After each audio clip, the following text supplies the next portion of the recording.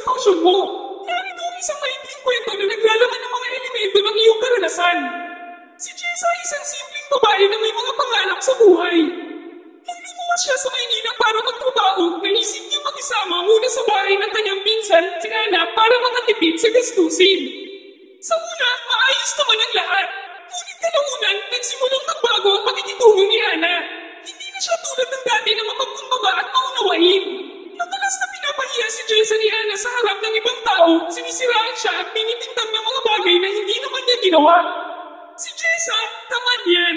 Lahat ng gawaing bahay, ako pa rin ang gumagawa, madalas na sinasabi ni Ana sa kanilang mga kaibigan. Labis na nasasaktan si Jessa, ngunit tinitiis niya ito sa pag-asang magbabago ang kanyang pinsan. Lalong lumala ang sitwasyon ng malaman ni Jessa na pati sa opisina ay sinisiraan siya ni Ana. Ang mga kasamahan ni Ana na naging kaibigan na rin ni Jessa ay nag-iba na rin ng pakikitungo sa kanya. Parang lahat ng tao ay tumalikod sa kanya at siya'y naiwan na lamang mag-isa. Sa kabila ng lahat ng ito, nagpasya si Jessa na hindi siya magpapadala sa negatibong sitwasyon. Nagsimula siyang maghanap ng ibang matitirhan. Natagpuan niya ang isang maliit na apartment na swak sa kanyang budget. Lumipat siya doon at nagsimula ng bagong buhay. Unti-unti nagkaroon si Jessa ng mga bagong kaibigan na tunay na nagmamalasakit sa kanya. Sa trabaho, ipinakita niya ang kanyang dedikasyon at kasibagan dahilan upang